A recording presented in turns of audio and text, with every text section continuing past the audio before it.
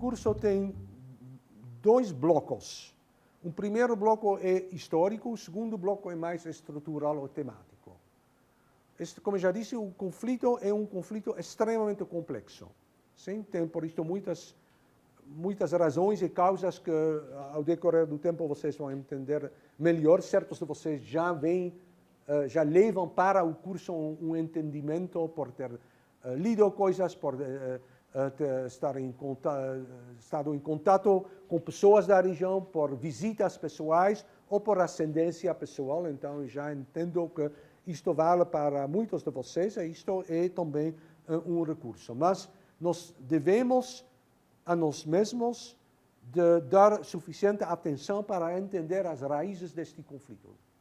Não só porque isto é uma pré-condição para a resolução do conflito, e porque também volta em cada vez nas discussões, mas também porque ambos os lados imbricados neste conflito sofrem de um superávit de memória, se eu posso dizer assim. Como historiador isto soa um pouco esquisito, mas eles são envenenados por demais memória. Sim? Então, o que aconteceu depois e onde eles tiram seus supostos direitos, um lado ou outro lado, é historicamente argumentado. É por isso que é importante sabermos algo desta história. Vou-te dar um exemplo muito simples. O ponto central da narrativa palestina é chamada Nakba. Nakba em árabe quer dizer algo como catástrofe. Isto refere ao que aconteceu em 1948, quando foi estabelecido o Estado de Israel numa região que antes foi amplamente inhabitado por árabes palestinos, que, afinal desta guerra, na sua maioria, se encontraram fora das fronteiras do novo Estado.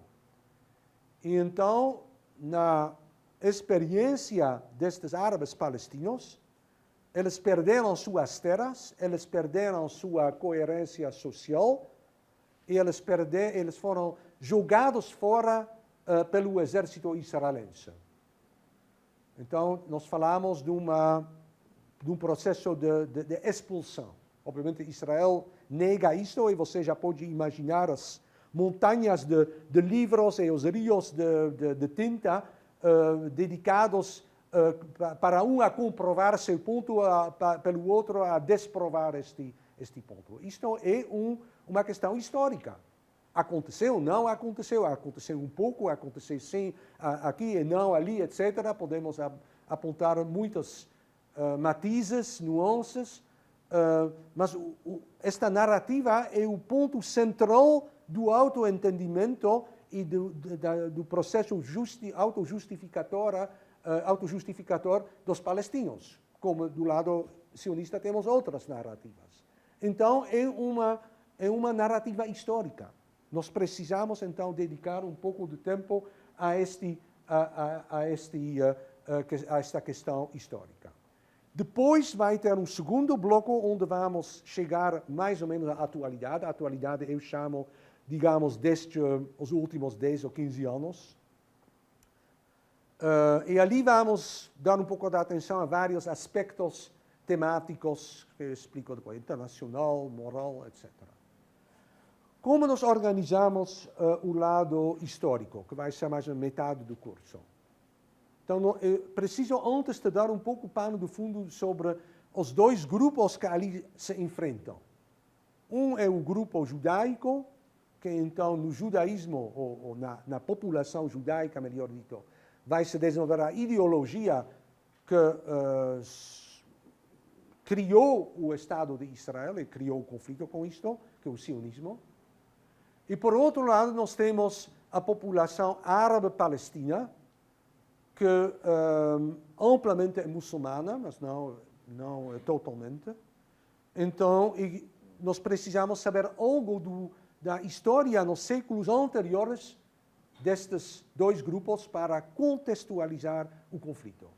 Isto eu vou fazer para vocês nas próximas semanas e depois então vamos para as épocas mais pertas de nosso período.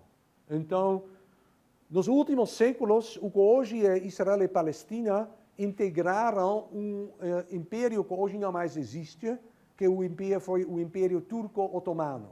Sim? Então foi uma esquina do Império Turco-Otomano, uma província palestina. Depois da Primeira Guerra Mundial, o Império Turco desmoronou e foi cortado em pedaços pelas potências vencedoras, que dividiram o espólio, e o Oriente Médio, que hoje é o mundo árabe, na parte asiática do mundo árabe, a Ásia Ocidental, foi dividida em particular entre a França e a Inglaterra. E então os ingleses se tornaram os senhores da Palestina.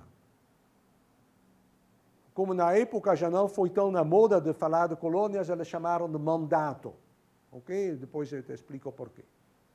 E desde o fim da Primeira e até depois da Segunda Guerra Mundial, Palestina foi um mandato britânico. É neste mandato que vai brotar o conflito, e que o conflito entre os recém-chegados sionistas e a população indígena árabe vai tomar seus traços que basicamente caracterizam este conflito até hoje.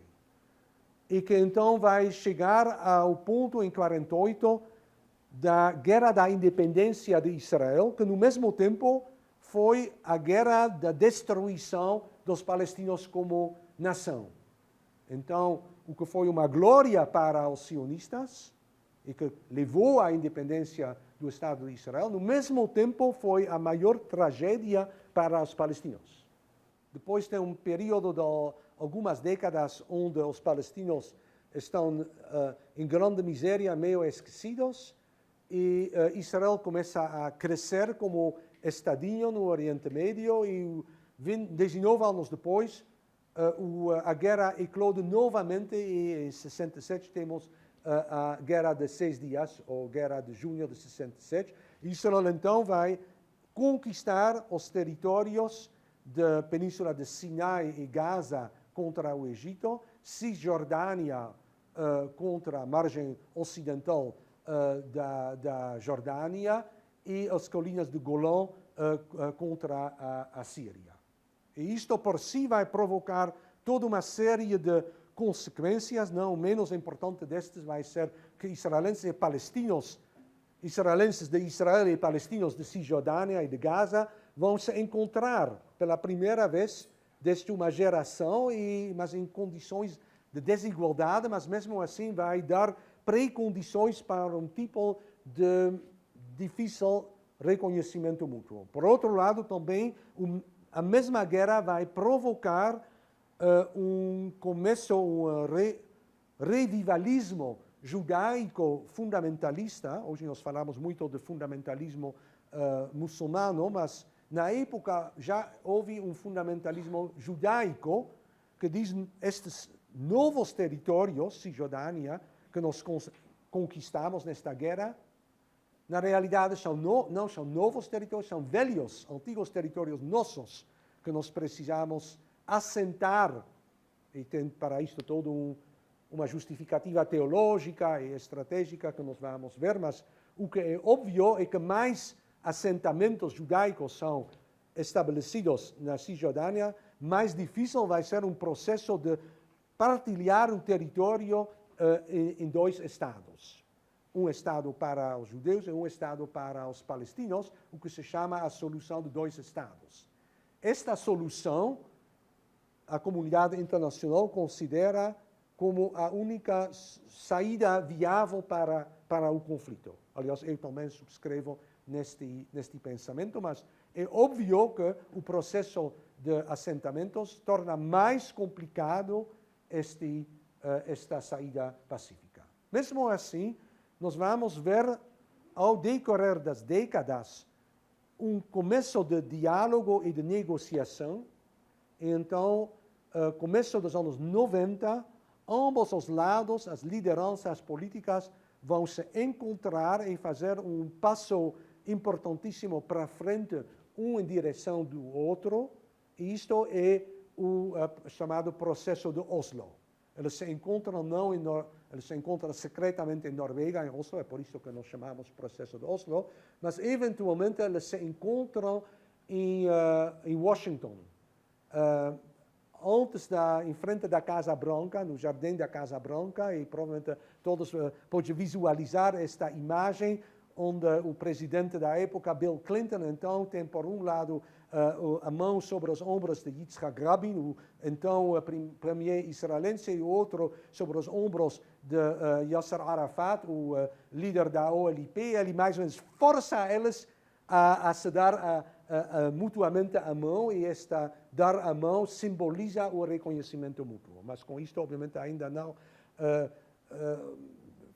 terminou o conflito. Na realidade, só começou a parte política do conflito. Como vamos, então, fazer a paz entre nós? Isto, então, chamado processo de paz. Este processo termina, lamentavelmente, 15 anos atrás, em Camp David, também nos Estados Unidos, quando uma última tentativa conduzida ainda sob Clinton para reunir ambas as partes e para chegar a um desfecho aceitável por ambos os lados, fracassou. Desde então, nós estamos num novo ciclo de violência. Imperceptivelmente, nós transitamos do primeiro bloco, o bloco histórico, para o segundo bloco, que é temático. Então, neste segundo bloco vamos falar, e isto vai ser a segunda parte do nosso curso de pós, vamos falar de vários aspectos importantíssimos, imprescindíveis, eu acho, para entender o conflito e as possibilidades para resolver. Pois, então, isto é também importante, um prisma que vocês deveriam ter em mente quando nós discutimos, é que nós sabemos como resolver o conflito. Bom, tem vários programas ou vários blueprints, várias imagens de como resolver, solução de 2 estados, solução de 1 estado, mas não tem muito mais. Sim? Fora disto, tem só a solução do genocídio ou do genocídio mútuo, e estas são também um tipo de soluções, mas não soluções que nós gostaríamos de abraçar. Então, nós sabemos mais ou menos como resolver. Então, o tema do nosso curso é de entender por que isto não se fez. Quais são os obstáculos? O que está evitando ou impossibilitando a aplicação de uma solução de um conflito difícil, cuja solução é conhecida não só por você e por mim, mas também pelos interessados na região. Não, aqui nós não temos um conflito de ignorância. Eles fazem a guerra, pois eles não se conhecem mutuamente. Não, pelo contrário, eles se conhecem demais. Eles se conhecem muito bem os lados. Eles sabem o que é necessário para fazer a paz e para fazer a guerra. Então, uma coisa que é óbvio é que este conflito se torna um conflito internacional com ramificações que periodicamente colocam em risco a paz internacional. E ali tem também o fato que todo o mundo tem ideias sobre o conflito Israel-Palestina. E todas as grandes potências são envolvidas. Para começar, os Estados Unidos, França, Inglaterra, União Soviética, hoje Rússia, China, Índia, até o Brasil, que está longínquo, você quase não pode estar mais longínquo neste planeta do foco do conflito no Oriente Médio, mas também o Brasil está muito envolvido. 2 anos atrás eu participei num encontro organizado em Brasília pelo Itamaraty, que se chamava Lado ao Lado, onde o Ministério do Exterior do Brasil tentou de juntar representantes das diásporas judaica e árabe aqui no Brasil como método para fomentar um recomeço do processo de paz ou algo do tipo. Então, mesmo o Brasil está envolvido, e também você abre Estadão, Folha de São Paulo, e você pode ver qual é desproporcional a atenção dada a este conflito. Então, o porquê o caráter e quais são os lobbies, por exemplo, o famoso lobby de Israel nos Estados Unidos. Isto é um mito, é uma realidade, também falaremos sobre este tipo de coisas. nós precisamos, obviamente, também ver a realidade regional, sim? A realidade regional é uma série de ditaduras árabes que circundam Israel, que desde alguns anos são sacudidas por revoltas populares, que nós chamamos a Primavera Árabe. Bom, infelizmente, isto não conduzia a nenhuma estabilização democratizadora duradoura. Pelo contrário, me parece que os problemas só se agravaram, mas é óbvio que o que acontece nos arredores é fundamental para entender o que acontece dentro deste conflito. Por exemplo, Hezbollah, no Líbano. Por exemplo, o Egito, o Egito é o país árabe com a maior população, o maior exército. Então, sempre para Israel foi o maior inimigo. Os palestinos são ideologicamente um inimigo, mas militarmente não representam nada. Mas Egito tem um exército de milhares e milhares de soldados relativamente bem treinados. Então, você teve uma reviravolta no Egito nos últimos anos, onde a ditadura de Mubarak, que estava em paz fria com Israel, foi derrotada. A Irmandade muçulmana, teoricamente antissemita e extremamente anti-Israel, se tornou a presidência. Foi, por sua vez, derrubada se foi uma revolução popular ou um golpe militar, podemos discutir. Então, tudo isto tem implicações para o conflito. Mas o próprio conflito também tem implicações para o Egito. A guerra civil na Síria, o Estado Islâmico, que assusta todos os regimes no mundo árabe, como Israel está dentro disto e como os palestinos estão. Os desenvolvimentos no mundo árabe acerca de Israel vão na direção de um pouco mais de aceitação da existência do Estado de Israel, pelo contrário, vão para um confronto cada vez mais acirrado. Nós precisamos também falar um pouco sobre a questão estratégica, qual é o instrumentário bélico que ambos os lados usam, sim? E aqui entra, aliás, um instrumento extremamente importante, é a recusa de te render. Então, se você pensa, temos um conflito que vai desde décadas e décadas. Eu acho quanto tempo agora o conflito tem, pelo menos desde o começo do século passado. Então, é um conflito de um século. E o conflito continua. Mesmo assim, sempre um lado diz que ele é a vítima, é mais coitado do que o outro, sofre mais, é mais fraco e merece o apoio e a simpatia do resto do mundo. Então, nós temos uma assimetria de um lado que é mais fraco e um lado que é mais forte. Eu te deixo na imaginação sua quem é quem aqui. E normalmente, se um lado é mais fraco e o outro é mais forte, o que acontece na história é que o lado mais forte derrota o lado mais fraco. Vocês, como historiadores e cientistas políticos, já encontraram isto, sim? Então, milagrosamente, aqui neste conflito, isto parece não acontecer. Sempre eles continuam fazendo guerra e conflito. Então, na minha opinião, a leitura que um é fundamentalmente mais fraco do que o outro é bobagem. É uma mitologia.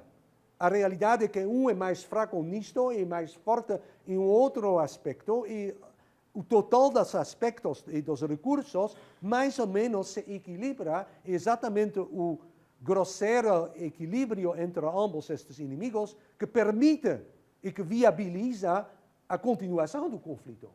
Sim? Então, aqui, por exemplo, entra terrorismo. Exatamente. Então, terrorismo é algo terrível ou é simplesmente uma outra maneira para fazer a guerra, talvez mesmo menos ruim do que o terrorismo do Estado que o inimigo exerce. Ou a nuclearização, o que é a importância ali, que um lado tem armas de destruição em massa e o outro busca estes armas de destruição. E tem muitas coisas muito interessantes a observar ali, então eu vou dedicar também uma aula a isto. Eu vou dar um pouco de informação, mas também teremos debates. Além disto, tem mais um aspecto fundamental, e isto é o ideológico. E o ideológico quer dizer que ambos os lados são motivados por narrativas ideológicas fortíssimas. Sim? Eles fazem este conflito, eles continuam este conflito, porque, afinal das contas, eles acreditam que eles precisam fazer isto, que não tem outro jeito, que não tem alternativa viável, que o outro é o demônio e que nós precisamos nos defender. Então, ambos têm narrativas opostas, e pelo menos uma destas narrativas, o sionismo, desde algumas décadas, está sob erosão significativa de dentro de Israel. Mas também as narrativas árabes estão não unificadas, pois você tem a narrativa nacionalista, que é muito enfraquecida no mundo árabe, e você tem a narrativa islâmico-religiosa, que se torna cada vez mais forte, mas que não é especificamente árabe. Sim? Então, e se desenvolvem, então, debates, e os debates entre intelectuais, os tipos de debates que eu espero que entre nós também vamos travar nas próximas semanas, não são simplesmente jogos intelectuais. Eles penetram o núcleo do conflito, porque se as populações não mais acreditam nas guerras ou no conflito que eles estão travando entre si, então o conflito não pode continuar da mesma maneira. Por exemplo, o pós-sionismo, anti-sionismo e pós-sionismo. Isto é algo importante e considerado como vital dentro dos debates de Israel.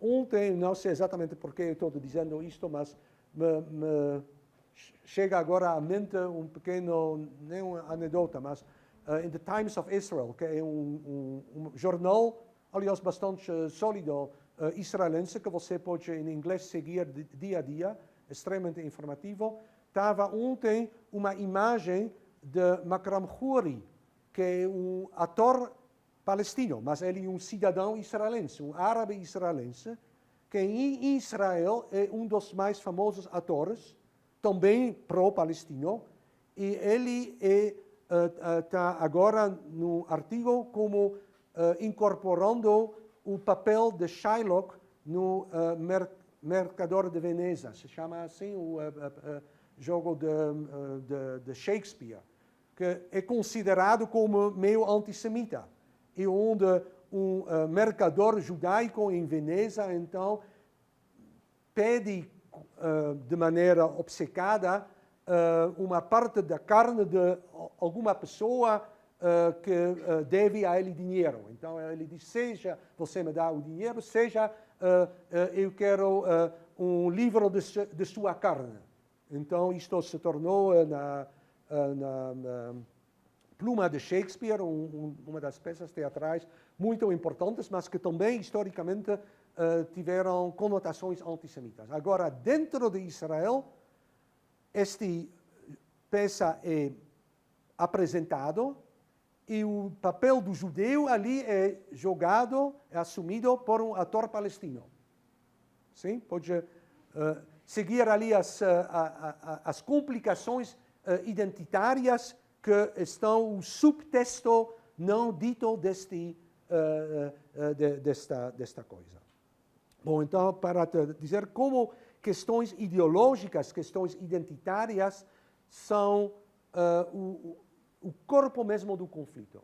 Como eu disse, obviamente, tem questões econômicas, tem classes, tem territórios, tem armas, tem muito mais. Mas, afinal das contas, é um conflito de identidades. Eu quero estar aqui, eu não acredito que eu posso viver aqui se você também está aqui. Isto é o que ambos os lados precisam superar se eles jamais chegariam a alguma convivência entre elas. E exatamente então nós temos, pelo contrário, nos últimos anos, não um processo de crescimento de ambos os lados, um em direção do outro, mas pelo contrário, uma extremização. Um dos grupos mais extremistas, mais fanáticos, mais intolerantes, se tornam politicamente mais fortes, tanto do lado israelense quanto do lado palestino. Obviamente, elas se culpam mutuamente. Nós nos extremizamos porque elas se extremizam. E outros dizem exatamente a mesma coisa. Novamente, o espelho que está em jogo aqui. E nós precisamos, então, olhar como isto se desenvolve no conflito.